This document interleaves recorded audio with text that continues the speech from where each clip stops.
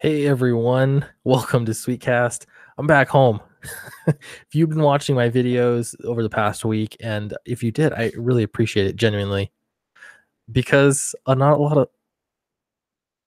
lot of people were watching it really. So yeah, I'm really yeah, it's nice to be home. It was terrible for my channel to be gone. It was a business trip. Believe it or not, there's some people that like to hear me talk. So I presented at a conference, and it's one of those things that it just feels good to be done with it. It's I don't know. Hope it's helpful, but I don't know. It's nice to be done. Not exactly my favorite thing to do, but got to do it sometimes. Say it ain't so. Hey Scott, how's it going? Yeah, this week has just been terrible for my channel. Awful. So I'm getting back to the standard format. I think it really comes down to the theme music, honestly. That little ditty at the beginning and the end of my each video. I get so many comments on that, how much people love it. And I couldn't add that because I wasn't home. Didn't have my computer, didn't have my nice microphone, any of that stuff. So yeah, just working with what I have, I guess. Yeah, there's actually been a lot of stuff that's happened this week, and one of those things being James Gunn returning. Um, Returning to do Guardians of the Galaxy. And I saw this interesting article we're going to talk about a little bit. I sent out a link. What I really want to get is Gil Rivera in, because he's right on the home stretch for getting his book funded. This is right toward the end of his campaign for Night Stalker. So I included a link to his campaign below, his Indiegogo campaign, if you're interested in checking it out. That's where you can find it. And yeah. So one other thing is with the channel, I feel like YouTube's algorithm sometimes, if you do like a string of videos that don't do so well, then people stop getting notifications. I don't know. I'm trying to figure it out, but I'm hoping to correct some of that with a live stream. So if you know that you have rung the bell, or you're subscribed and you're not seeing anything, then yeah, be sure to just check it and make sure you're still subscribed and make sure the bell is still rung. Scott says we're seeing a version of The Big Lie in action with James Gunn. Yeah, this is interesting. Yeah, and a big part that's interesting about it is just what's the standard. It's just, I don't know. There's like a double standard for sure, and I realize it's funny that kids aren't a protected class. I mean, they are, but in pop culture, in like Twitter rules, it's not as egregious in the hierarchy. Not as egregious as anything that could have been considered a racist or anything like that. Tommy's here. I got a notification. Awesome, Tommy. That's good to know. Yeah, I'm gonna remedy this and put out some nice quality videos that are well thought out and well done with the audio, and yeah, it'll be better. So I got something in the mail I wanted to show off too before we get into this, and I'm hoping, yeah, I might I'll give it a minute. I'm streaming a little bit later than I normally would on a Saturday, so I'm gonna give it a minute and we'll get some friends in here for sure. Oh, and speaking of, Chase is here from Gateway into Comics. We'll see if his audio is working. Chase, how's it going? Not yet. Jump in as soon as you can. Hey, you're a person. Charco says, hey. All right. Yeah, we should be getting some more people in here, and I'm really hoping to get Gil. It's kind of last minute, but I thought I need to stream. So I got to show this off though first because I have my camera. This is, let's see. Here we go. You know what that is? This is the original cover for Downcast. It's flipped, obviously, realizing everything flips mirror image. This is the original piece of work that's done by Matt Weldon. and this is awesome. I'm going to be yeah, this is hard. I'm going to put this in the campaign so it's going to be available because that Nacho works in digital.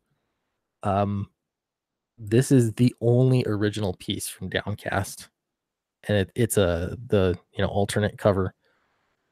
So I love it. It's cool. This is always how it is with original art for me. I look at it up close, and there's just little details I didn't really pay attention to, and it gives me a bigger respect for how good the art is. Like I'm gonna put it up really close. You probably won't see, but even like on the jeans, yeah, you're not gonna be able to. This will not do it justice. There's like the little, I don't even know what they call them. These tiny little lines, line work dots, even just for the lighting and the wrinkles on the jeans. It's really impressive when you see it in person. So I'm gonna put this on the Indiegogo campaign. So there will be one person that has the chance to get it. I kind of want it though, so it's not gonna be. I don't know. I'm gonna price it accordingly because to me this is it's valuable. So if it's gonna go, it's got to go for the right amount. Getting some more people in. This is awesome. 8-bit Elvis. Sweet cast is a handsome fellow. Why, thank you. I really appreciate that. Legendary Monkeys here. Yeah, Tommy's here. Uncle Fred's Ghoul School. Sup, brother? Hey, Uncle Fred. Or well, I guess it's the Ghoul School, not Uncle Fred. But yeah, welcome. Gateway to Comics. Is your audio working? I just I had to fiddle with it a little bit because my mic's being weird. No worries. I figured usually the first, a couple seconds or whatever, a minute maybe, you got to get things together. So that's all good. Good to see you. Man, how's it going this morning? It's good. Just got back from a business trip, so it's great to be here. Gil Rivera. Have you met Gil yet? Yeah, we did a couple days ago. I really liked talking about his book. It looked like some traditional let's beat the crap out of bad guys and put some bullets yeah. kind of thing. Yeah. I really liked his perspective on everything that we talked about, but the project looks really good. Yeah. I this is the last minute, but I thought I'll do a stream. I'm gonna invite him in and we'll see, because I know he's toward the end of his campaign. So we'll mention it periodically, whether he's able to come or not. We have that umbrella guy in the chat. Hey there, man, he's crushing it. Channel growth has been amazing. He's doing great. Some really good stuff to stand up for Vic. Him and Yellow Flash are really just doing some important work that I wish I had time for. I wish I did. Right. It makes me realize we take well, I'll only speak for myself. I take Tug for granted, because he does all the research. He's really looking into things, and it's been really helpful for Comicsgate, especially for me when I first got into things. It was really nice to see what his perspective on things, and a lot of just the details. I mean, he's got facts, and so the fact that a lot of the anime crowd is now getting a dose of Tug, I think that's good. Makes me realize, like he's really doing an awesome service, so that's great.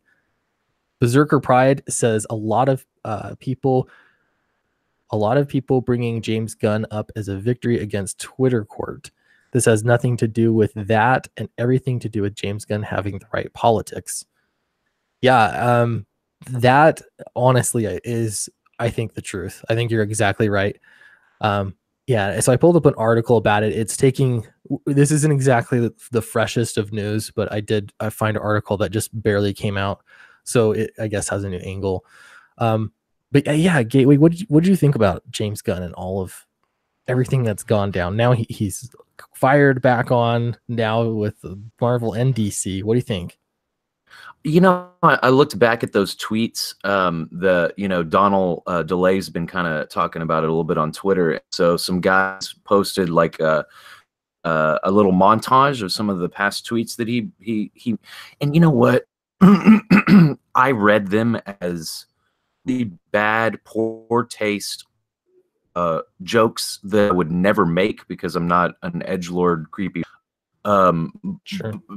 But at the same time, you know, I have this passion against pedophilia because I mean it goes so unnoticed in the criminal system. I love the Punisher so you know, I feel like in our day and age, I mean, you know, when someone can get locked in jail for a minor drug offense for 20 years and then get out of jail after a year, you know, this is an insane justice system, you know. And what do I think about James Gunn? Honestly, you know, I gave it some thought, and I'm not one of those guys that's like keep him out of movies because I did read those as jokes. Again, I am not okay with making jokes like that. That is the worst thing to joke about, in my opinion. But you Yeah. know, everybody does feel a little bit different. I did watch Zach's video, and I kind of tend to side with him on this. That, you know, hey, he apologized for those dumb jokes. A lot of people are going to be like, he's a pedophile. I don't know. I don't believe that. He has 3 kids or 2 kids. Yeah. I'm tempted to really just take the middle ground on this, to be honest. You know, This is one of those things that I wish. I wish that okay, so it does absolutely has everything to do with his politics. I agree, totally agree with you on the those pedophile jokes are terrible. I mean, I've got 3 kids myself. I do not like pedophile jokes. I don't see it funny at all. Um, at the same time, does that mean he should never work again? And this was something I had been thinking about as soon as I heard about it initially, and that he got fired from Guardians of the Galaxy. But so I don't know. I guess more interesting to me is the decision was reversed. Would it have been reversed? I mean, there's already so many examples of the same kind of thing in the culture war, but against like somebody with that's conservative or whatever. They don't have the right politics, and if they don't have the right politics, then there is no redemption. That's the part to me that it doesn't make a lot of sense. Or what if yeah. his jokes were racist? What if he went to a racist party? Is that so bad? Then, you know, I guess we're working through all of this, but I don't know. Jean-Luc, what do you think? What do you make of this? Good morning.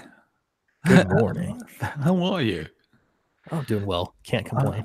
I'm not surprised by this at all. I work for major studios in Hollywood, and I know that they had this on the agenda from the beginning.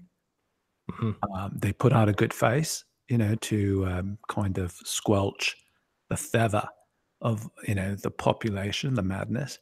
But the reality is, you know, when you make jokes like that, it's poignantly obvious that you're making them because you enjoy them, right? I don't make jokes like that. Do you make jokes like that?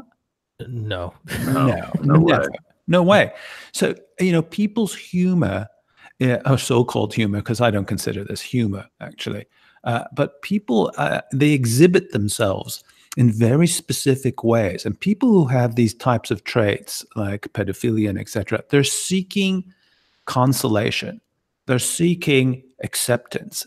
And how do you make something like this acceptable? By constantly, redundantly putting it into the mainstream and validating it until people are like, oh, yeah, what? And, you know, they become comfortable with it.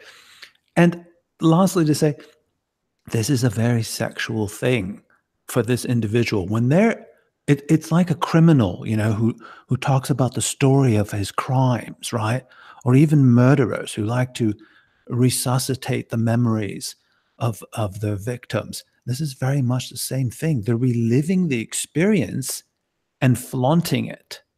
Does that make sense? And the enjoyment of flaunting their experience. So you think that there's more to this for James Gunn than the absolutely. jokes, or you think, yeah. Oh, Yeah, it's hard. I don't know. do you not think so? I don't know. Well, okay, so on one hand, I can see how you'll get those what do they call themselves, maps, I guess, that they show up on Twitter, and there are activists for sure that are trying to normalize pedophilia. I hate that this is even the topic of this stream right now. I know it's cringe. It's cringy, isn't it? I know. I hate this. But imagine how cringy it is Yeah. for us, right? But they find it humorous. What does that say? Yeah, I don't know, man. This We is can barely speak about it. yeah. It's gross. Yeah, So we're like, ooh, no, bad topic. Bad I know, topic. it's gross. It's gross. And that's why I'm like, I don't know. Like on one hand, well, James Gunn's not a comedian, right? I mean, first and Not foremost, by any stretch of the imagination. yeah, he's a director. I'm also thinking, how would I feel if it was somebody else, a comedian specifically? And there are a lot of comedians that will try and be edgy to shock people. Yeah, But this isn't even considered blue humor, right? right. And I guess the worst one of the things was that he went to that party. that was the worst one. You guys see that he came dressed up as a Catholic priest? Yeah, I did. Yeah. Did see that. That to me was weird because then I'm like, but you have to understand Hollywood, right? oh man, yeah, I've watched documentaries. Okay, on this kind of stuff. I live it, and I'm telling you, this is perfectly normal in Hollywood. It's so gross, dude. So is it like, okay, let's say there's going to be a party going on, and dress like a Catholic priest or anything else that you think insinuates pedophilia. I just can't even imagine this party happening. But is the whole happening thing right now? That's what I'm telling you. it's supposed to be like a big joke, or is it supposed to be like a form of activism, or what is? I don't understand. It's ridicule. Okay, the SJW lefts who work in Hollywood, they enjoy this type of ridicule. It's constant, and then they take the ridicule and they turn it into a sexual deviancy. Because Hollywood's very sexualized, obviously. But Sure. they love to take the hatred of something, and twist it, like look at ridicule it, and then add the sexual element to it for their own amusement, for their own enjoyment. It's a strange car accident. Car accident. I like that. No matter what you think about James Gunn, I don't know anybody that was defending like the party like that was a good idea, or even the tweets for that matter. They weren't funny. And it was just a bad idea. An idea that just keeps going. Right. So this is interesting because well, first off, he got fired, then he got a job offer from DC for Suicide Squad. Right. So I don't know, that was interesting because DC immediately was like, we don't care. We don't care. Now Marvel doesn't care either. So he's whatever has happened, now he's doing two different part of two different pretty large franchises. So but should I say this? I mean, sure. Do you understand that agents orchestrate this?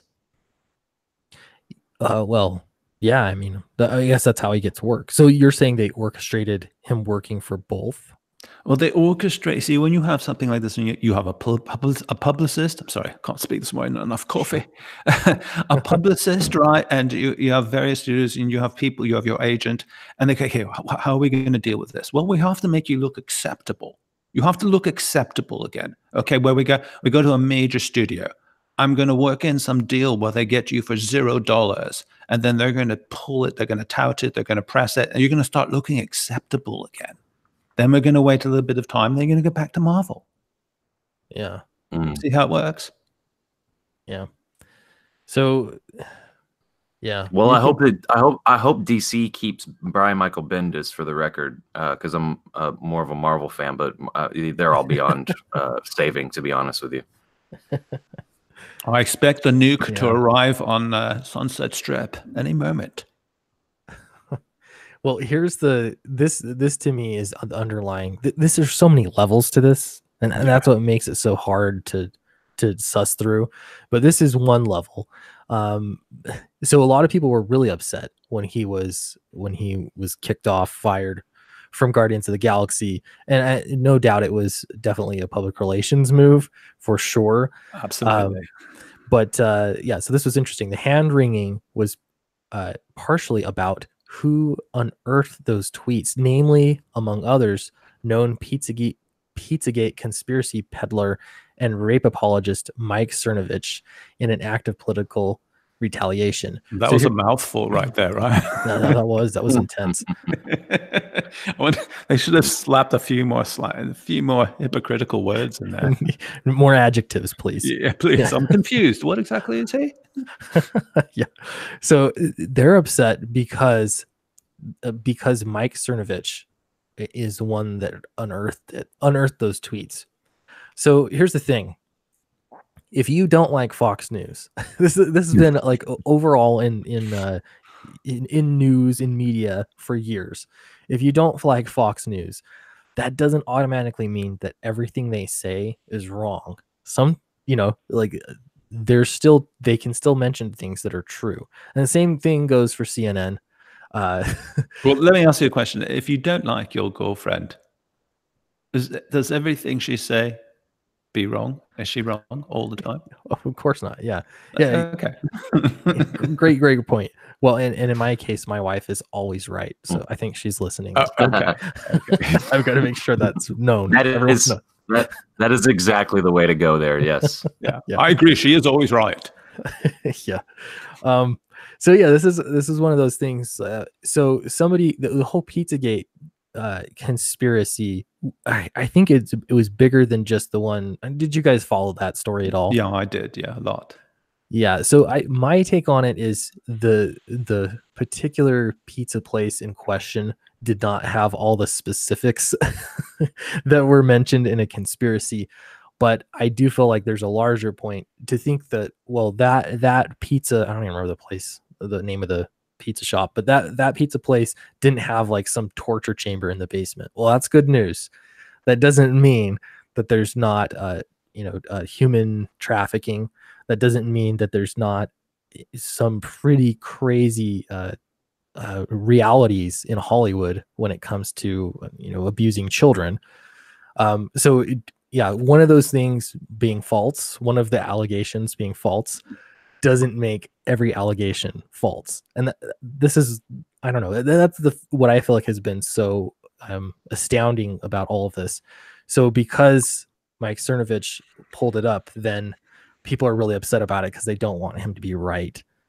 I don't know. Gateway, what do you think?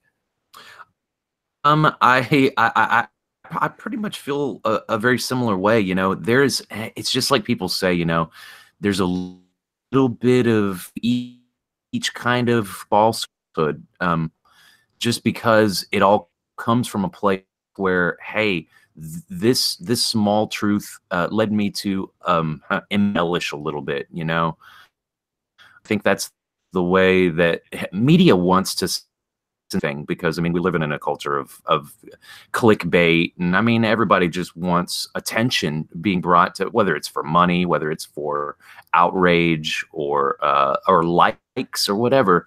Everybody has their own agenda, but when it does come down to it, I really do agree with you that these things are happening, and while Pizzagate clearly wasn't a thing the way that it is, a lot of the underlying issues that people did talk about, like the pedophilia let's look at Pizzagate for a moment. Corey Feldman, right? Corey Feldman. Oh yeah. Yes. Yeah. Okay. Yes, I follow him.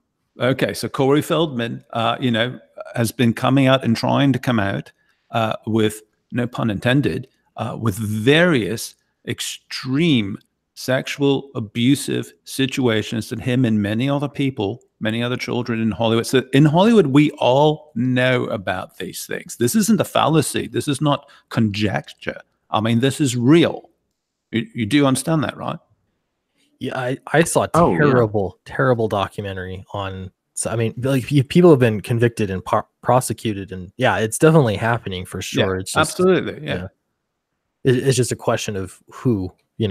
Well, and Corey raised more than $200,000 trying to get together, obviously a court case, where he's going after very particular individuals. And in Hollywood, we don't talk about these people anymore. We're not allowed to talk about them anymore. So there's a huge suppression going on. If you talk about it, you've lost your job. You're gone. Like immediately. Like if I went into work today and I just even mentioned Corey's name, I'm cooked. Yeah. It's sad because you can't be critical. Why is that the area? Children, I don't know. There's so many issues that I feel like a lot of, really far leftists, they pick an issue that's their issue that defines part of who they are as a person. But you don't see a lot of like, children's rights, advocacy coming from Hollywood, which is, I don't know, it's just shocking. Well, because they don't have power in Hollywood, right? I mean, Hollywood's about power in a variety of ways. Don't really have power anywhere, which is, well, that's the sad part. But children innately have power with people who care about children, right? I mean, obviously you're a great father, and your children have power just in the fact that you love them. That gives them power, right? You want to protect them. You want them to have the best life possible. To me, that's the power of, how should I put it? I don't want to be corny, but, love, fatherhood, family. I think that's powerful. The issue here is that Hollywood doesn't empower those. Oh God, now it's going to sound corny again, but it doesn't empower those values. Yeah. Anne Graham from in chat here, she says dark humor needs to be funny because if not, it comes across as gross. That's all. Yeah, that's a great point. If you're gonna dark humor, and that goes for all dark humor, that makes sense. And that's a big thing, is these jokes weren't, I can't imagine on any world where they were even remotely funny. They were just, exactly, it was weird. It was weird.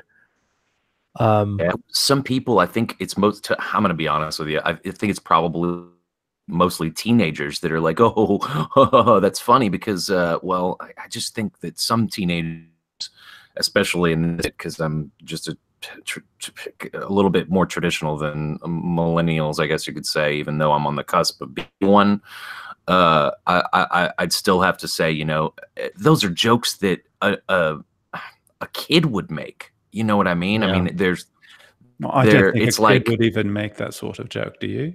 I mean, I've heard kids when I was in high school say dumb stuff like that, and I was like, man, this back even then I couldn't even go there, and I was cussing up a storm being a. But if you look at this historically, okay, if you want to put this in the context of humor, and you look at this historically, you look at the most, rowdy, out there comedians, like from Richard Pryor, to Lenny Bruce, Jerry Seinfeld. I mean, just Don Rickles. No one ever touched pedophilia. At least to my knowledge, no one ever, said, "Oh yeah, here, this is funny.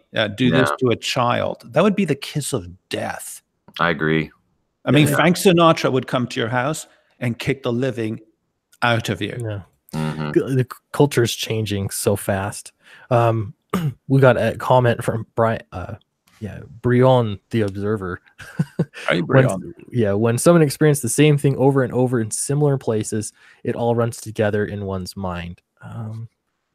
Sorry, I'm slightly out of context there. You guys pulling that together? I think he's trying to say that, you repeat something redundantly and then it all becomes this mashup. And then somehow psychologically you go, just like we're being forced to accept so many different pronouns and things in our culture that previously were illogical. The logic being turned on its head. That's how you change culture. Yeah, that does make sense. We have Rose in the chat. He says, Jean-Luc, you have reached maximum soy babe. Soy babe. Soy babe. I don't know what that means. I don't know, but it's awesome. But hail Roe. I mean, never hath I seen such soy, Jean-Luc, talk more about the power of gay love, brother. What? What's he talking about? Ro is awesome. I love his prose on Twitter. It is it's really fantastic. You know what? JW's off, man. They hate it so much. And that just makes me laugh at it even more. His little prose comments to Renfrew and their weirdo friends. It's awesome. It's really awesome. Well, you know, Roe has his own style. He's stellar at it. So Yeah. you know. But like, imagine, you know, remember Eddie Murphy? I mean, really out there humor, right? Yeah. Oh yeah. Eddie Murphy, I have all his albums. You know, I really love Eddie Murphy a lot. I think he's a fantastic comedian. I have never, ever heard him even go close to anything like pedophilia. It's just not funny. It's not humor. So that doesn't work. Yeah. Let's, I'm going to shift gears just a little bit. Yeah, exactly. Thank goodness. Thank you. This is something here. This is uplifting. And this is the bad guys getting their due. Gil's not here. And I didn't know when I'd be able to live stream next. I did talk to him earlier in the week and I was like, I'd love to get you on, but I'm at a business trip, so I can't do live streams. But so I did want to just give him a little shout out. He's in the last stretch, and it looks like, remember, there's a flexible goal and there's a fixed goal. This is a flexible goal. So I'd have to ask him about the specifics. But yeah, his book Night Stalker, this is number 1 and number 2. It's live on Indiegogo still. And I know he's been working really hard on this. He's submitted a portfolio to Ethan Van Sciver, who gave him feedback and one of those like really harsh portfolio reviews. And so I know he's been really working hard on, stepping up his art and doing a good story. So yeah, go check it out. And if you're interested, for sure. I mean, Gil's getting there, and I think it's worth supporting him moving forward for CG, Yeah. And I want to show you guys. I'm going to stop sharing just for a minute. Now I remembered. I'm going to talk about myself a little bit. Not me. Thank God we get off the bloody what subject. We can talk about I guess some of the directing stuff too. But yeah, the directing stuff's okay. Yeah. But I did so I posted this on Twitter. I promised I was going to have a print. I'm just going to show this so that I can, there we go. Let me share my screen again. So I have a friend from way back in high school, and his name is Chaz Walgamont, and he's an amazing artist. As you can beautiful. See. Yeah, beautiful. Yeah. This is I love so that. He did this print for me. And I really wanted to, it just feels like when you're doing a book on Indiegogo, I really wanted to have something special for, I don't know. So it's going to be a limited print. But yeah, I was like, dang, this is crazy. I asked him, like, you want to do a whole book, like interior page, everything? He's like, no. Yeah, that's a lot of time and work. Yeah, he owns an animation. His company does animation and stuff. They make way more money. So I was really lucky to have him do this for me. It was really nice of him. Yeah, it's beautiful, man. It's beautiful facial structure, texture, beautiful texture, lighting and everything. I mean, I think it's excruciatingly beautiful. Yeah. Yep. It's I'm pretty stoked about it. It's gonna be cool. Yeah, so I was also thinking about like campaign stuff. Speaking of Night Stalker, I was toying with the idea of going a little bit sooner because Indiegogo has offered me a 10% discount, but I did the math and I think 10%. Can I ask 10% discount on what precisely? That's kind of vague. I mean, 10% discount on what, 99-cent items from China? I mean, so the way that it works is Indiegogo is going to charge you. They're going to charge 5% plus what? I don't know. Ooh. Okay. Oh, you didn't know? What's the plus? Yeah. Do you want to know? Yeah, I need to know. Oh, yeah, I thought you might need to know. So that's why I interrupted you.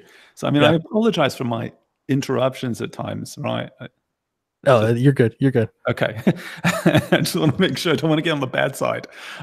I'm just saying, like, yeah, man, it's 5% for Indiegogo and then 3% for processing. Wow. I didn't know about this 3% thing. That changes things.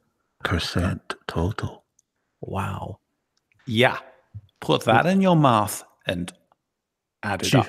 Yeah. So then this is like that's about like Kickstarter, isn't it? 8%. Yeah, just a little. Maybe it's a little bit less. I mean, I don't kickstart, but yeah. Yeah. But it's not good, man. It's a lot. Yeah, that is a lot. It's a lot. Wow. I don't know if that. Okay, so they sent me a thing saying they would give me 10% off if I launched before the end of March, and I was considering it off of whatever. So let's say, well, yeah, that changes the numbers a bit. I was gonna say if you make 20,000, well, 10,000. Let's say you make $10,000, and then they take 5%. That's $500, and then 10% off of that is like $50. So I would be saving $50 if I made 10,000. That was the math.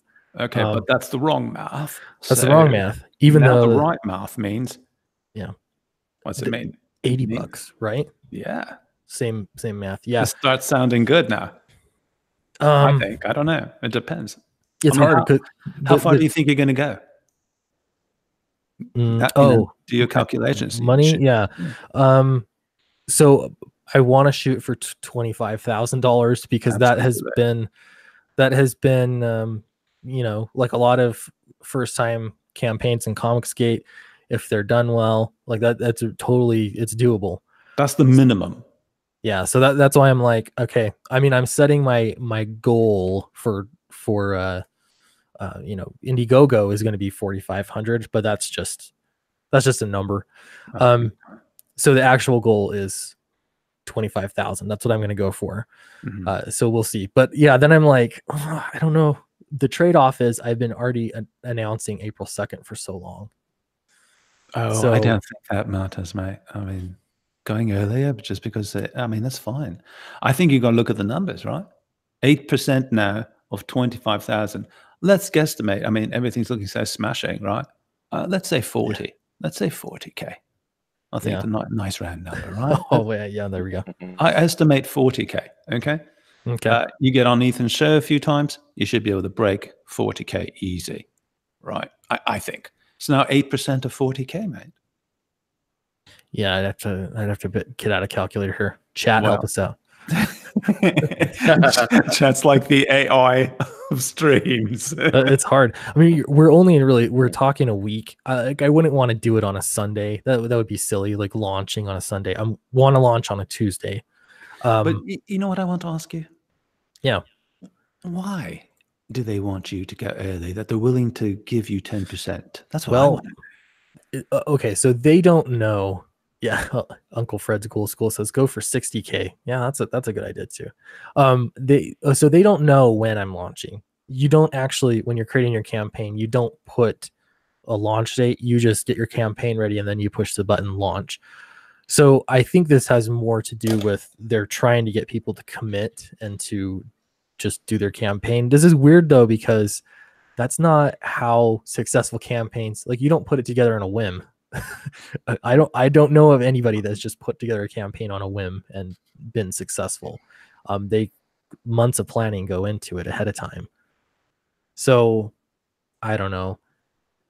There's always a reason. I mean, when I was speaking to Indiegogo's representative from far away, they have very specific rules and reasonings. Yeah, and I don't know. Maybe I didn't know if they were offering that to everybody. I would guess. I mean, because Ethan hurry and launched one this month, so for him, we're talking. Oh, that's a lot of money. Yeah. So yeah, I don't know. Somebody said so. Riot Kitty started trying to pay attention to chat here. Sweetcast has a face. Yes, here I am. No one suspected. Did you have a face? Not just a giant, just peppermint candy. Just a big, just hands and torso. No skull. No, rest assured. Yeah, slight change of subject. I thought it would be kind of funny if I don't get my campaign together and get on Ethan's stream and then show my face, but have a mug. I've got a Boston Terrier dog, get a mug, maybe change where the camera's at, a mug and glasses, and cover the bottom half of my face and hold the dog, Whoa. So I can just so I can just show up like the soy boy, Oh, that's all. That's all you have to do to cross over and get some of the left to buy your book, man. Just pretend to be one of them. Not that they're buying books, but you know, Right. a little goodwill. Yeah, I thought, what would he do if I just turned on my screen and was like, oh, "Hi, Ethan, here's my face," and I'm He'd totally love it. yeah, He'd love it. Come on. I've got to do that. You got to do it. You got to find something. You should get a robin, like a little 1966 robin mask. Ooh, yeah. Did you ever see those? I'm imagining Cecil, right? Just the little black thing. That's right. Yeah, but it's like made out of felt. Yeah. There you go. That's so cool. Let's see. I'm looking at the chat again. I don't want to ignore anybody. Scott is saying they probably won't discount the 3% fee, which wouldn't surprise me at all. They're only going to discount the 5%. Wouldn't surprise me because they don't want to give up too much money. I don't know. They have to have some sort of reason, but I would ask them, are you going to discount the full 8%, or is this just on the 5%? Because you didn't tell me about the 3%. Yeah. I don't know. I've got to look at it. Yeah, Gateway. I'm definitely on this. I really think that just those few days extra, starting early, man, if that's a full 10% added to that, I mean, that's money right there.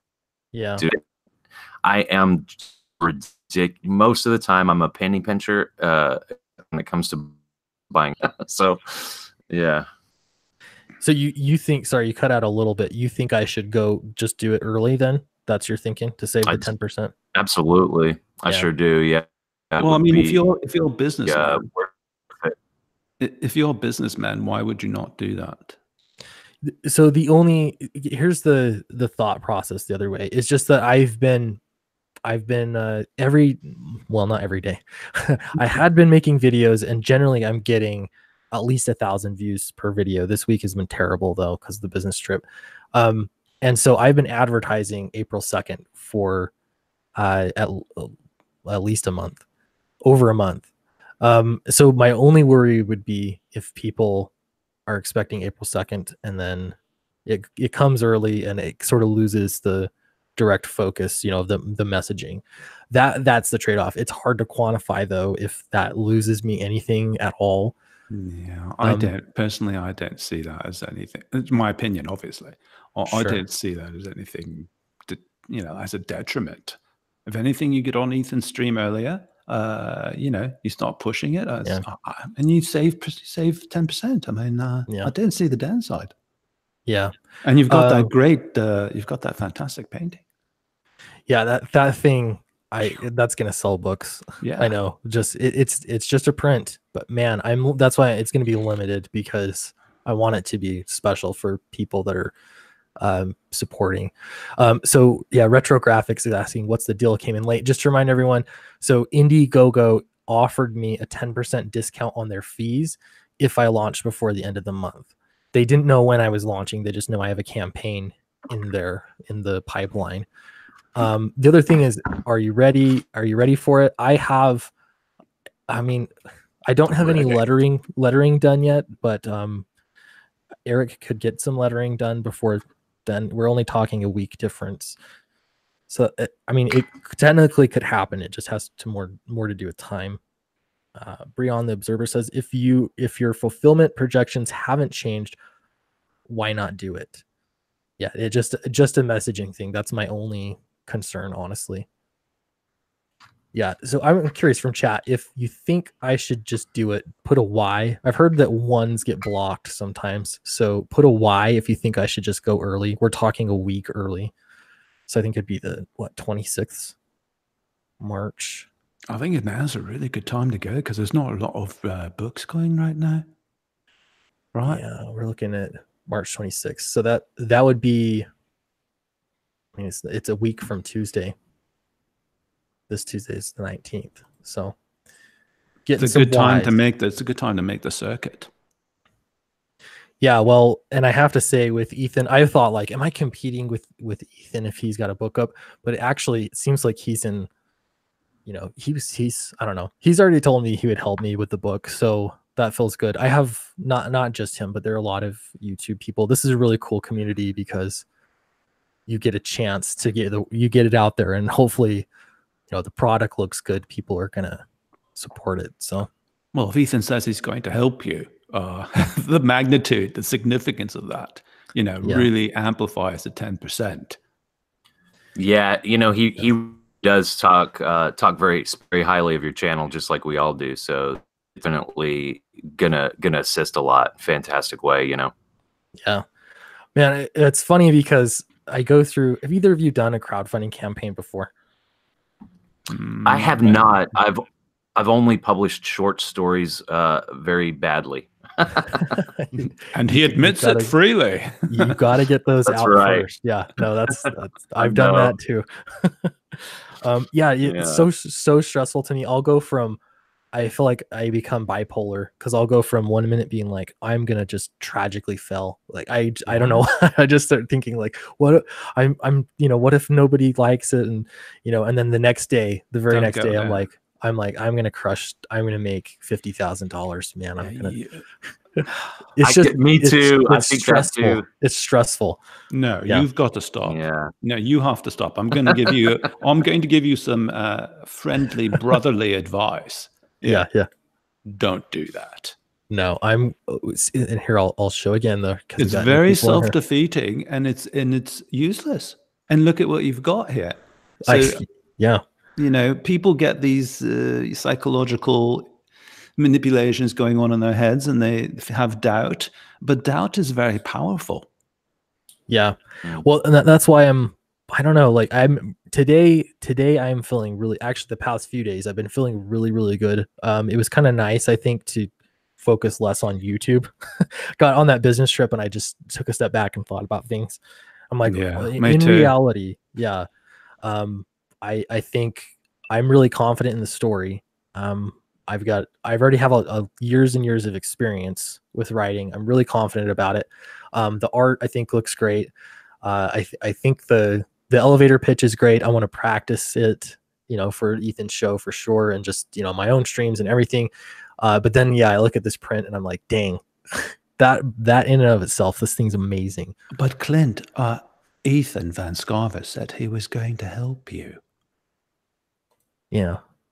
So all the things you're saying, they're very introspective. Do you see what I'm saying? They're right. Very much about you, but the reality is something else.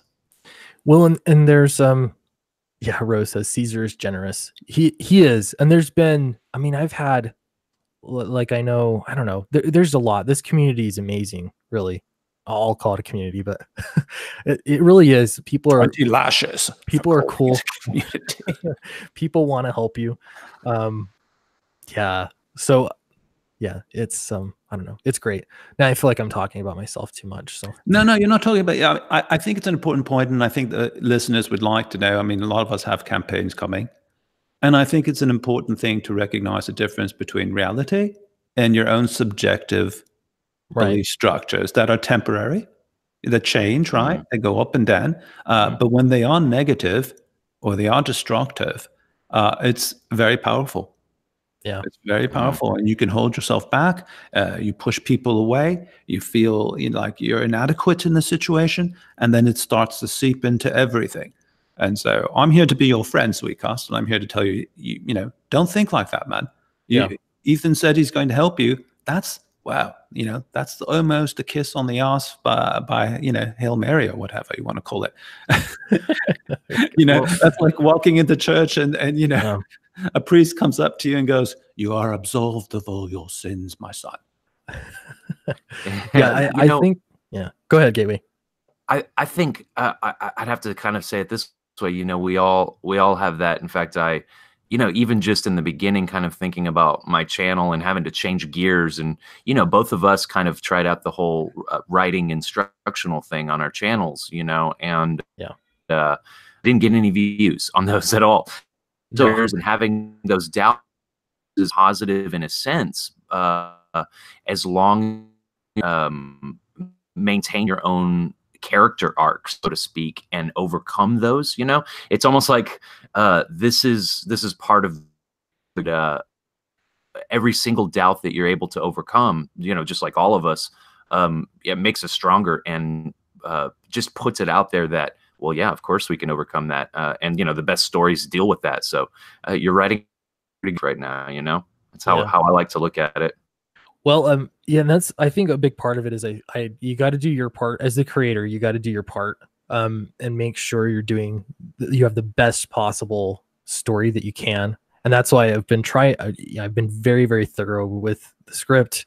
I've been very, very thorough with trying to make sure that it looks good and the campaign looks good. I'm still working on the actual campaign itself, but I'm pretty stoked about it, actually. So yeah, I think I'm about ready to go. So I could certainly go a week early. It wouldn't, as far as being ready for it, it's not going to matter. So Breon the Observer says, don't let the spirit of fear take over your project. Comicsgate loves you and we will support you. Thank you very much. I appreciate that. I am feeling really good today. I'll say that. This week has been good. Not So Ninja Joe says, anybody ever tell you that you look a bit like Jason Sudeikis from SNL and We're the Millers? No, I've never heard that before. But yeah, I don't even know what that is. Jason Sudeikis, let's look him up. That'll be fun. I've thought about that too, like preparing for it. You show your face, you're gonna hear things like, like Sweetcast is more thick and hairier than I thought he would be. So yeah. I imagine the Sasquatch in my mind. You don't really look. Yeah, that's still funny. Yeah, no, it's still funny. Let's see, Jason Sudeikis, your images. Oh, am I sharing my screen right now or not? Here, let's share the screen. Not yet, no. This will be better. There we go. Sharing the screen. There's Jason Sudeikis. No, man, I don't see it. I don't think so either. Maybe it could stretch it. I mean, I suppose you could stretch looking like anyone, but I mean, this guy's Hollywood scum. I don't know much about. I've seen several of his SNL skits, so. But yeah, that's okay. I like those two blokes who look almost alike. Did you see those two? That was really funny. Yeah, that was Jason Sudeikis and Ed Helms. Is that his name? Ed Helms? Yeah, I'm telling you, somewhere in Hollywood, there's a cloning machine. And they're just punching out these bastards like there's no tomorrow, But they can't get it to work properly. That's why we only get one Brad Pitt. Right. They keep coming out like this there, and I'm like, something's wrong. That's the difference between, I guess, a comedian and a like the lead actor, I guess. Exactly. Yeah, it's all casting, mate. It's all casting. Yeah. Yeah. Scott says this is all good insight on how a campaign comes together. So that's one thing too. Yeah, just talking about a campaign in general here. I feel like too narcissistic here. But the thing is, you're doing it again. You're being self-derogatory. You said you were narcissistic when you weren't in the least. I know. Okay, so here's the thing. I've been really, really transparent about this process, and not everybody has been watching since I started this. I'm talking back in early November, that I announced I was going to do a book, and I've had my audience in YouTube. They're the ones that picked Downcast as the title for the book. I had a different title for it. They're the ones that, I mean, they've been giving so much feedback and stuff like that. So the whole process has been documented. It's really, really interesting to me, because this will prove, I guess, what Comicsgate can do from beginning to end, and I have background with writing for sure. I've done in comics before. Well, you just figured out that you lost an additional 3%. Well, yeah, there's that too. So thanks, Indiegogo. Thank you. Your process needs to, I don't know, it needs a little more in-depth processing. You know what though? On Indiegogo, it says 5%. Like, I've been putting together a campaign. It says 5%. Yeah, so you've got to read a little bit more. Then you get to the part where it says processing fees. Yeah, it's too bad. Always read the entire contract, my friend. Right. Well, I mean, I thought I had. I don't know if they're going to tell me after. Like, when do they fish? I could Google it, I guess. But I thought it was 5%. So no, it's not. Hangram says what? Oh, go ahead. Chase? Just like you were saying just now, I think that's something that is really, really cool about this movement and what's going on inside of it, because, you know, we're able to talk to, you know, the entire community out there and ask them, hey, you know, hey, what do y'all think? Where a lot of times I mean, here, this is how I feel about it. If you're using Twitter as a way to try to communicate complex thought structures to individuals, then you're going to fail. You really are going to fail, because Twitter really, it praises outspoken controversy is really all it does. But when you're one-on-one with people in live streams and you're able to actually talk to them, you can get that kind of input, and it's almost like it becomes a part. The audience is out there and they're a part of your project because they contributed, they had something to do with it, and that is what Comicsgate is about, involving everyone in it, and not just making it, hey, this is my project. No, this is a project that I want all of you to be involved in. And so you're saying YouTube is a better medium than Twitter? Absolutely. You're absolutely right. I agree. And with YouTube doing those community posts, once you hit 1,000 subscribers, you can do those community posts. I can see why what Zach. What the bloody hell is that? Because I'm only at 240 subscribers. So you have to tell the peons that I am, like, what the bloody hell that means. Well, you'll see sometimes you'll scroll through YouTube if you're looking, you know, just browsing, and there will be a post that'll have like a picture or something from it. So it's no video, it's just a post. Okay. So that's what Zach is using a lot. Your boy Zach. So it's a post with a graphic. You can have a graphic. You can have a poll. I can put posts. I can put posts on YouTube. I mean, I don't. So. Oh, really? I thought, maybe they've opened it up. Yeah. Well, that's cool. No, it's awesome though, because YouTube, you're just so much more connected with people. I did want to read Anagram says, I don't understand about campaigns. What I don't understand about campaigns is fulfillment. What do you know about that? I'm still learning about fulfillment. I actually got a lot of really great advice from Peter Cimetti, because I know that. Share that with me. Sure. I mean, he gave me, I said, just tell me, what mailer do I use? Exactly. Tell me what mailer. Tell me exactly how much I should be charging for shipping. Because that's the stuff that keeps me up at night, is having a successful campaign. You know, Doug TenNapel, he's had a really successful campaign, but the shipping for international orders was not correct. Don't go there. Don't go there. Yeah, so I want it to be available worldwide, but I have to make sure I do. But I've got to make I feel bad for anybody in the UK that wants to buy the book, but I feel bad for anyone in the UK as well.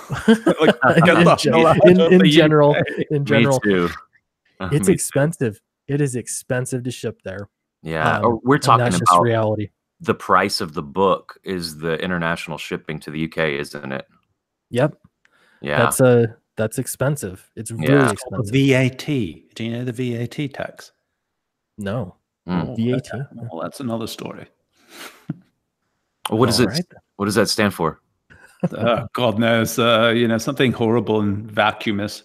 Something the government adds an additional value tax. Oh, okay. A value tax. Got it. Onto everything that comes into the UK. So if you want to buy an Apple laptop, it's 3,500 here. It's 4,200 in the UK.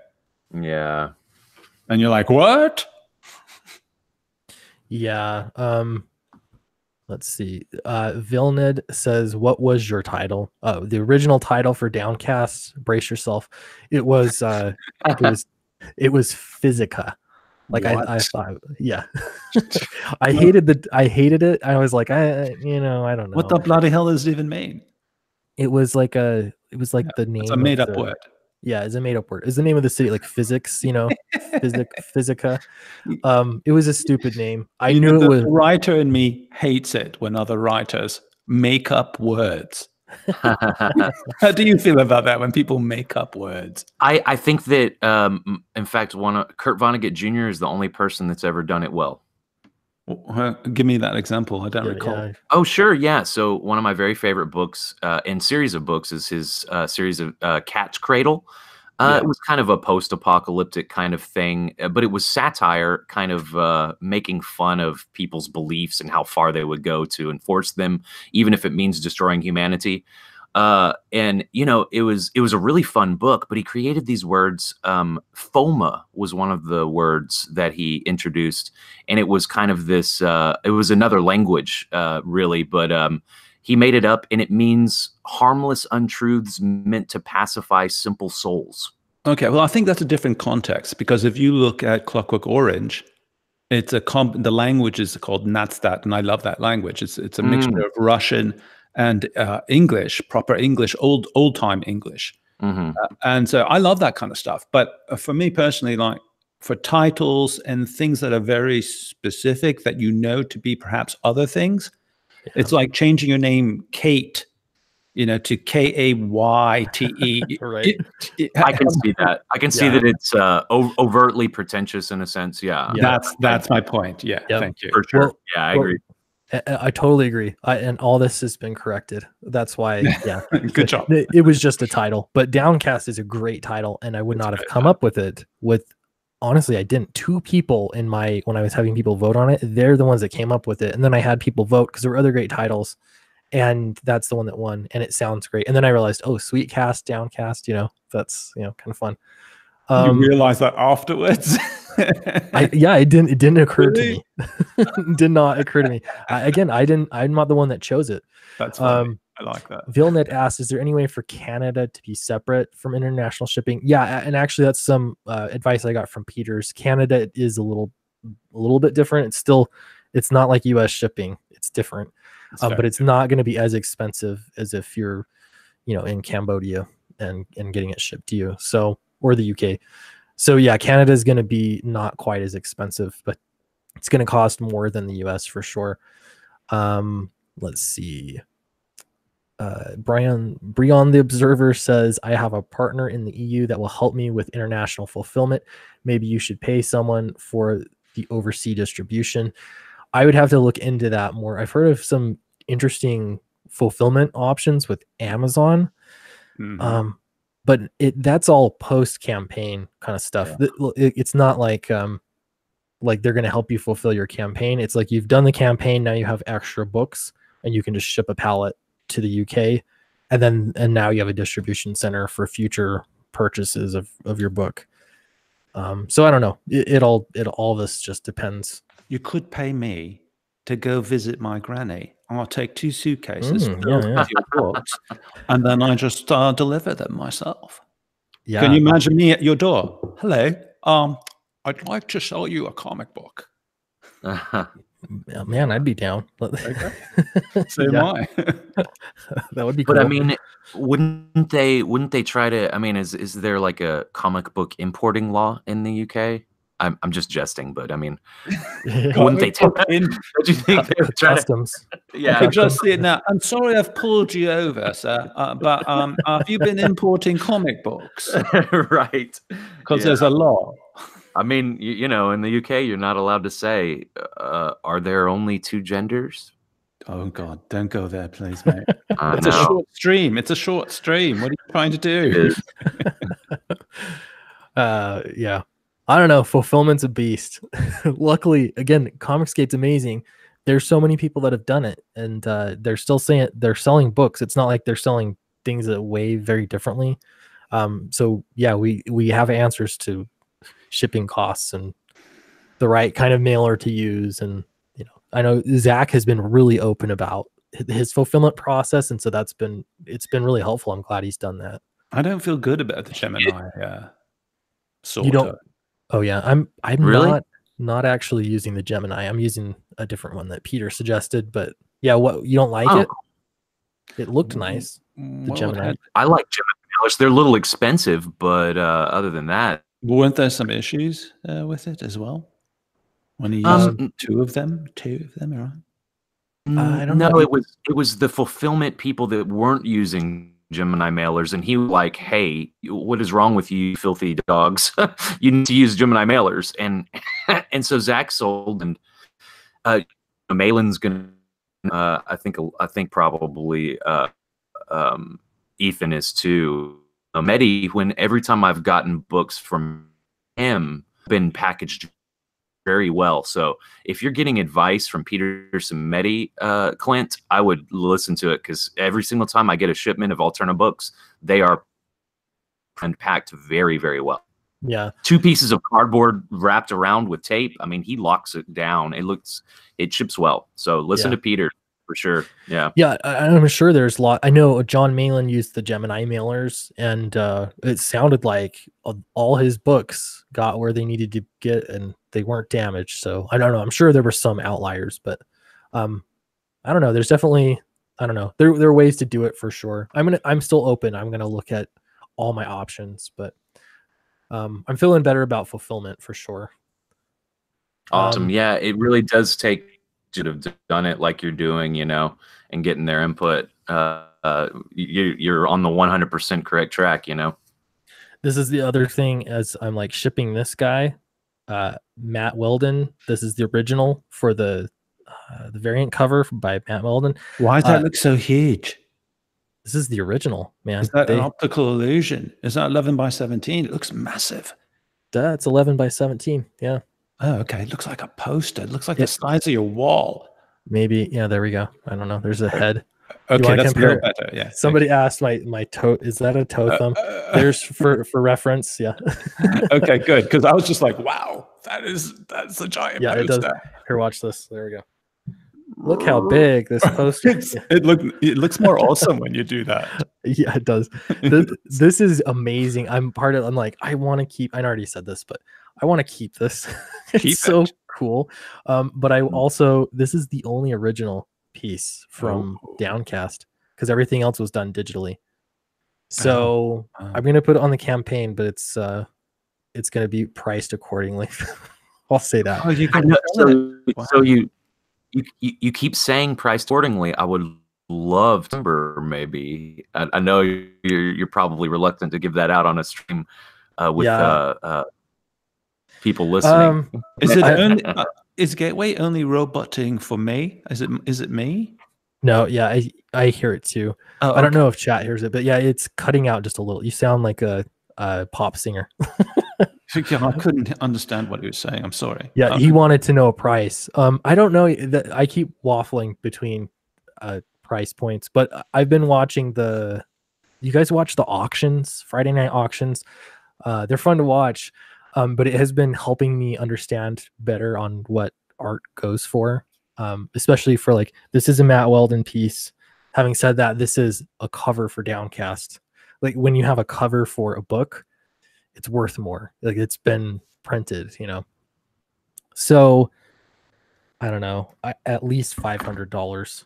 Oh yeah, I thought you were going to say nice. Yeah, I want 100. Yeah, I was going to say 7, but yeah, that's good. Yeah, is that better? Did I fix anything? Nope. it sounds okay, and then all of a sudden it'll cut off, like you turned on the auto tune. That's what it sounds like, but it will they kind of get going anyway. Dude, I love talking to you guys. You got to go.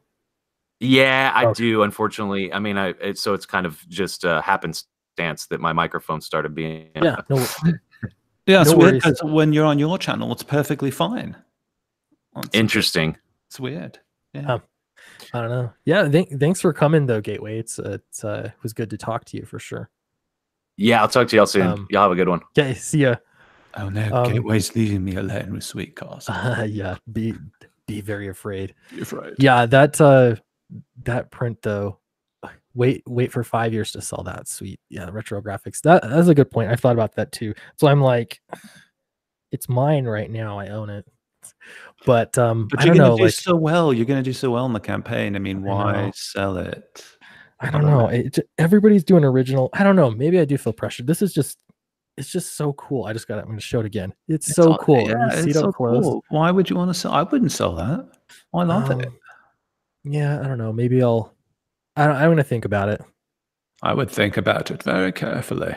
He's honestly, he's becoming one of my favorite artists, and I don't just mean Comicsgate artist. He's one of my favorite artists. I love beautifully rendered. Beautifully rendered. Yeah, keep it, Grant. Yeah, maybe I'll say like if you want to pay me like 2,000 for it, you can have it. It's got to be worth But it. Yeah. It's got yeah, to be worth it. for sure. I'm like, I know I've been paying attention on those, the auctions and what his pieces are going for. And honestly, like it's not going to be long. His pieces are going to be worth a lot more. I think they've been selling like 300, something like that. I thought it was going for more. I thought he sold some pieces for like 500, 700. Oh, for Matt, I didn't know that. Yeah. For Miller. Oh, definitely. Yeah, and depending on who the artist is, Yeah. Again, I think Matt Weldon he's such a good artist. It's going to be selling for just as much as Mike's. So, Wow. Slick Rick Sweat says, Sweetcast, they sell their art because they're artists with years of work to sell. Yeah, it's true. They just can't create another piece whenever they want. They can, yeah, that's true. I can't. This is the cover. This is the only original from Downcast, so I don't know. And it's your first comic, right? Yeah, this will be my first completed comic. All I've done is pitches. So it's kind of memorable, I'd say. Yeah, it is. I'm guessing it probably means a lot more to me than it will to anybody else. I can't imagine anybody that this would mean more to than me. Are you sentimental? I'm very sentimental. Are you sentimental? Yeah, I mean, for this though, like primarily, I'm like, this is business, and I've been trying to treat it like that for sure. Then take that 10%. Yeah, It's business, man. 10%'s a lot. Yeah, I think I'm going to talk to my wife about it. So I want to take the day off work that day I launch it, and I'm going to go nuts. Everyone's stream that I can get on. Define nuts. I'm gonna be talking about Downcast nonstop for 24 hours at least, and then periodically for the rest of the month. Yeah. Will you be drunk? Well, I don't drink. You don't drink. I was going to say obviously. Yeah. I'm gonna. Yeah. No, I will be hopped up on Mountain Dew. I think that'll be. What the hell is Mountain Dew? You don't know what Mountain Dew is? It's like laughing. I don't know what. I think I know what it is. It's a Pepsi. It's like a cola. It's just soda. Yeah. Okay, but it's yellow like urine. It's yeah. You can get. It comes in different colors, but yeah, it's basically urine. Not So Ninja Joe says, "Sweetcast, keep it, dude. It's the first original piece of your book. 20 years from now, when you look at it, that'll mean a lot." Yeah, that's true. I think I'm gonna sit on it. I'm not gonna do anything yet. No, heck no. Yeah, it looks so nice. What I want to do is frame it. That's what I want to do. I was just gonna say, yeah. Get some like UV protection or whatever you got to do, and yeah, frame it.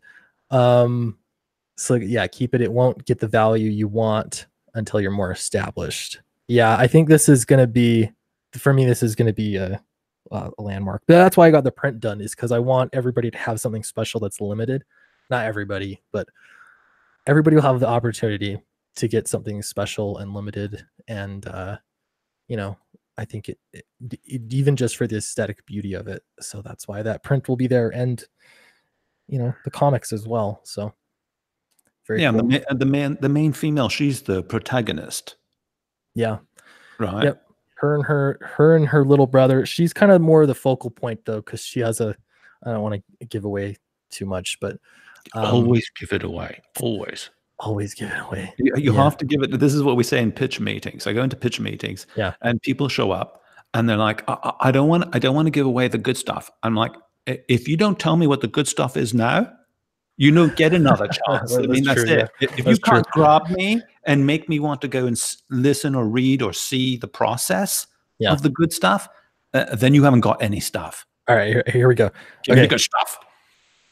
So these people believe, or there are rumors, there's a legend that the goddess of the stratosphere took a piece of the sun and gave it to the city. So the city uses it to float, basically. It has all the powers that the sun has. So gravity, weather, temperature, all that kind of stuff.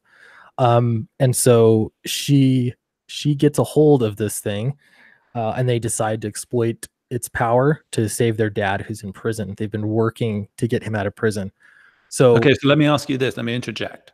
sure, yeah. Who gets a piece of the sun? The city. So the government has How does the government, how are they capable of getting a piece of the sun? Because this is a very heavy statement, right? Sure. So it's a legend. That's what legend says. They don't know scientifically where it came from. And that's going to be a big theme through it is you've got the almost religious aspect versus science. And so yeah, they don't there's these two explanations. So most people don't believe in the goddess of the stratosphere and all that. But now she's got this orb that can control gravity. That's the thing that keeps everything afloat. Okay, hold on. The goddess of the stratosphere? Yeah. Okay. She's an individual? She's not a character. She's just, this is legend. But okay. Yeah. Our main character here, she has, this is that What's her name? What's her name? This is Joe. This is Joanne. Okay. She has this orb right here. This is it. And you can see it's like part science, part religion, basically. It's got the controls and everything. So that's like the science part of it. They harness it.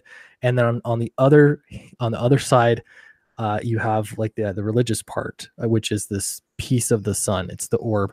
So she has it now, and she's going to resurrect that idea that now, well, I have all this power. I'm going to tell people that I'm the goddess of the stratosphere. And but the piece of the sun is in that device? Yeah. You have to say that. You see what I'm saying? Well, yeah. I do this every day when people come in and try to sell me their scripts. Sure. And I'm saying, okay, you didn't say that. A piece of the sun is inside that device. Yeah. So she's holding the piece of the sun. It's not heavy. It doesn't have density or gravity. I mean, how's that possible? It controls. Okay, so the thing is, it's a legend. So we don't know what it actually is. It's okay. Some people call it it's a piece of the sun that was stolen by the goddess of the stratosphere. This is like there's a cult that believes in all this stuff. The vast majority of people, they don't know what it is. They don't care, but they've harnessed this element that can control gravity and temperature and the weather and all that kind of stuff. And that's how you get a city to float in the sky. Okay, so there is something in there. There is something in there. Yes. We don't know what it is really. People think it could be a piece of the sun, and somehow technology harnesses the power of whatever in there. Yes, exactly. Okay, so that sounds really interesting. Yeah, it is. It's right. Really interesting, but you've got to get that across. You see what I'm saying? Yeah, and this is why I should stick to, like, I've written out both the elevator pitch and that's how I should attack these things. But she's going to take on the role of the goddess of the sun. So the goddess of the stratosphere. So some people are going to believe that, oh, is she it? Because she has all this power now. She can control things. So she stole this though. Well, so it was a botched robbery. Basically, there was a military coup that's going on, and she's just underclass. They're just working, and I've put out some of the pictures of her. She's outside washing windows. She's a window washer. She got a hold of this because the cult members were in the Capitol building trying to steal it, and they lost it. She got it up. They did. Absolutely. It was a botched military coup. Now she has it, her and her brother. So they're like, well, what should we do with this? Do we bring it back to the police? No, we've been trying to get our dad out of prison. We need money. It's you have to pay your way out basically. So they've been working to do it. Now they don't need to because they have everything. This is the most valuable thing in this city. I have to say, Sweetcast, that sounds really cool. That sounds good. Thanks. Yeah, I think you just got to present it, you're right. And my question would be then, my next question in what we call world building, right? You're building the logic of this world. So if she has this mechanism now, it's been stolen. How is the floating cities? How are they still floating? Does each city have its own one like this? So she only has one of them, or are there multiples? So the way that it works is there's one central one in the capital, and they basically it projects so it amplifies the power and it projects it. So if you take that thing out of the capital city where it's at, then you only have 24 hours before everything falls. Oh, So they've got it. They're running so you're against the using clock. a countdown device, obviously. Exactly. Yep. Yeah. So that intensifies things for storytelling for sure, as you know well.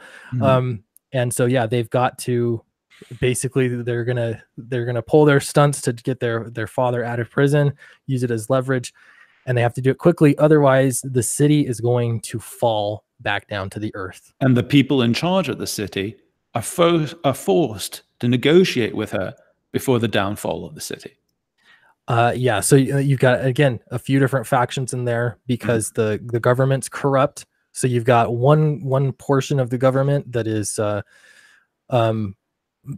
they want to do what's right and keep the city floating. You've got another faction in the government that wants to basically take control, like a separate party that wants to take control. And so she's, one of them is employing a murder cult that is they believe in the goddess of the stratosphere. They're trying to get it back. And then the other side just wants to keep the city afloat. And then you've got the police involved. You've got corrupt journalists. It's a lot of fun. So they're caught in the middle of all of this. So it's going to be 48 pages, but it actually represents 24 hours in total, or is it going to just be different chapters, different things happening, and So this particular story, I would love nothing more than to continue the story. I want to set it up so it could, because I have a lot of ideas for the story in this world. But this story is going to take place in a 24-hour period of time. Great, that sounds cool. Yeah, I'm really excited about it.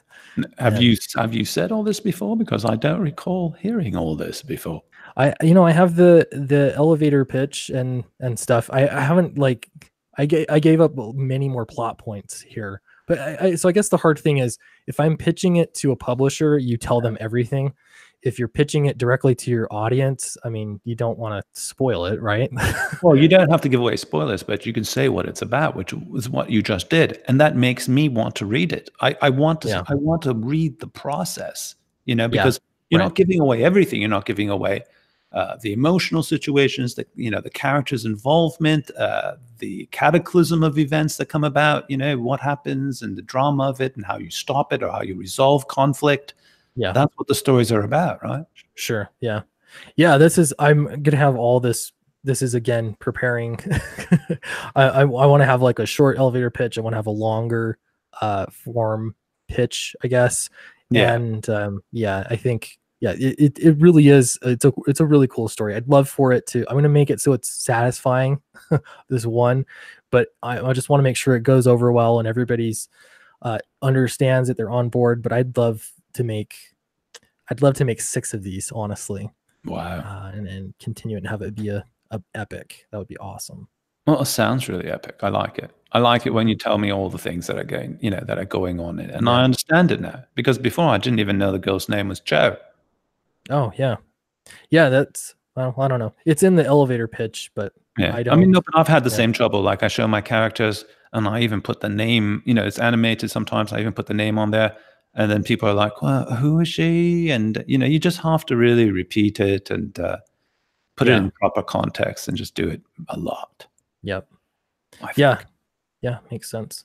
So yeah, I'll work on that, and it'll be cool. I'm excited for it. So you're going to launch early? I think probably. I'll say 85%. I think what I need to do is send an email to my mailing list, let them know the situation. I need to make a video about it. I need to, there's a lot of that kind of stuff. So I think it's a good timing. I think it's good now. Yeah, I mean, March it's a good time of year. I'll have all the art. It's not like I'm missing anything. So yeah, I was supposed to be launching yesterday, and I missed it. Are you pushing it back, or do you know when you're going to be doing it, or did you put it on hold? No, I'm going to do it April 15th. Okay. Yeah. The doctor and I are going to do it both. We're going to do both our books at that time. Yeah. Just want to look at, so yeah, Slick Rick says, remember to fine tune your pitch when you go on EVS's live stream. Yeah, it's going to be, I'm going to make sure I'm going to practice it too. It's going to be awesome. And I might do it when I'm dressed up like a soy boy, because that might be funny. In a soy boy voice. I don't know if I can do that. I don't want to hurt my chances. Maybe I'll do the pitch and then I'll be like later in the stream or something. Yeah, I don't know. You gotta be really careful. Yeah. So Anne Graham says, so is this city the only floating city? So think of, basically it's one giant sprawling city, one dense giant city that spans the entire Earth all the way around, is just city floating. And I didn't know that either. You could imagine what it would be like on Earth beneath. You're living in basically the shade of this city. Yeah, I have a comic like that also. But the issue is yours is very different and unique, because you're saying the city is the circumference of the Earth now. Mm-hmm. And it's in blocks. There's different boroughs that people live in. There's different, so yeah. But it's a commonality in film, in novels and everything, to have this hierarchy of, everything grows upwards and people live in the shadows. But yours is novel. The novel point of yours is that is almost this shell surrounding the Earth. That's it. That's very interesting.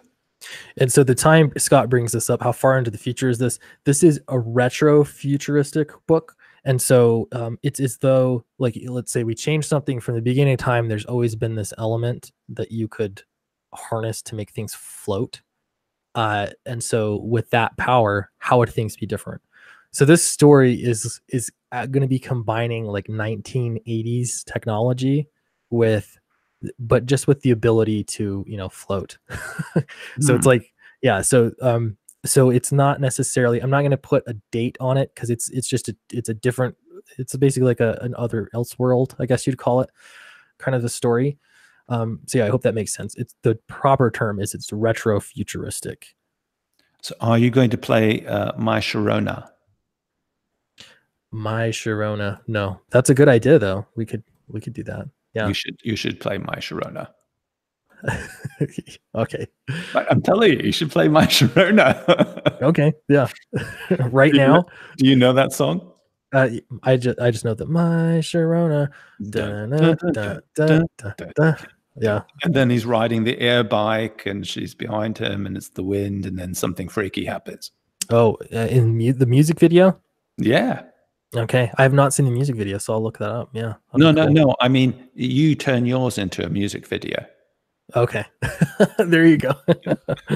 Yeah. That's another thing, is I got to get the video together for it. So it'll, I don't know. That'll be fun.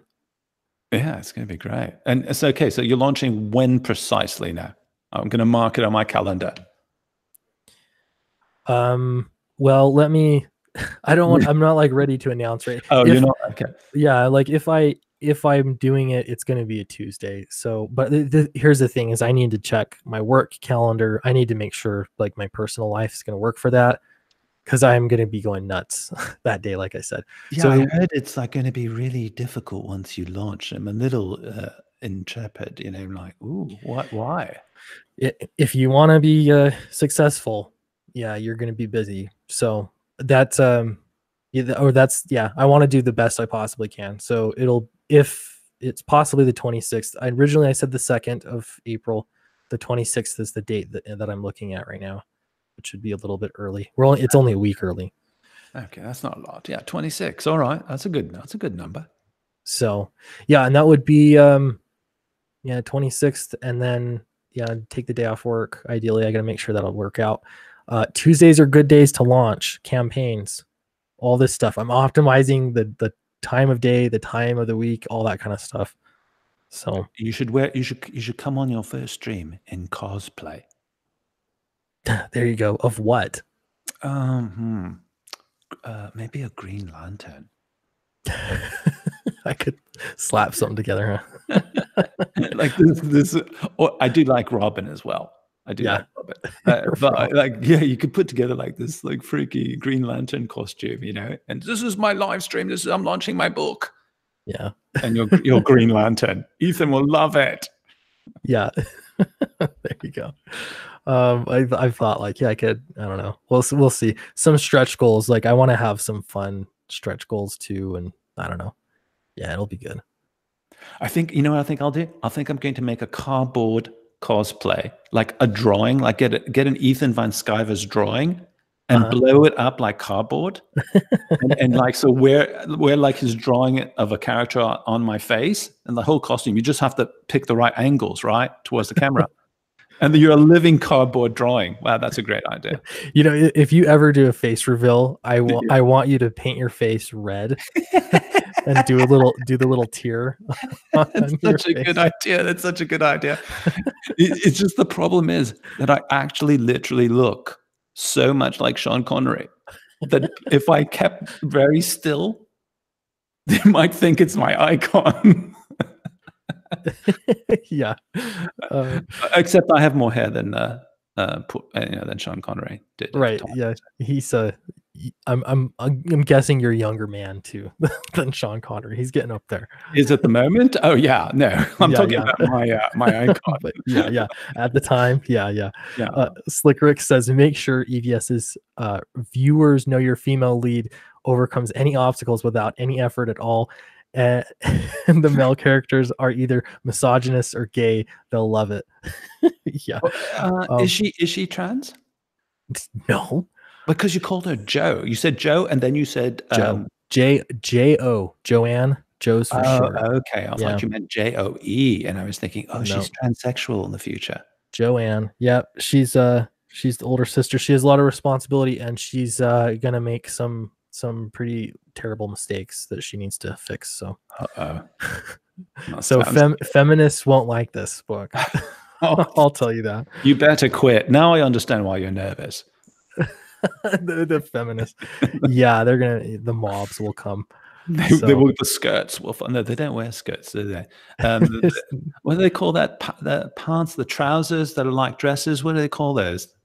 Squirts? Is that squirts? God, I hope that's not what they call it. It's like a shorts and skirts. Squirts. It's like trousers, but it's a skirt. It's like a very long skirt, but it's like very wide legs, right? Yeah, I don't know. There's a specific name for that. I don't know. Yeah, my wife doesn't wear that kind of stuff, so yeah. Okay, it's good I didn't say what I was going to say then. Never mind. Okay, I was going to get in trouble. All right. Well, thanks everyone. I think I'm going to shut down the stream and get back to work. But hey, really appreciate it, Jean-Luc. It was great to have you on. Oh, it's my pleasure. It's always fun being on your stream. Thank you. Yeah. Every time I get the link, I'm like, what? Me? Seriously? I'm invited? It's been nice to have those chat groups because you just drop it in there and see who shows up. So yeah, it's been nice. Yeah, I like it. So cool. Well, thanks everyone. Don't forget, like, subscribe, and check out Night Stalker. It's in the description below. And also, there's a pretty great reward for people on the mailing list for Downcast. So yeah, check that out as well. Thank you very much, and we'll see you next time. Ciao.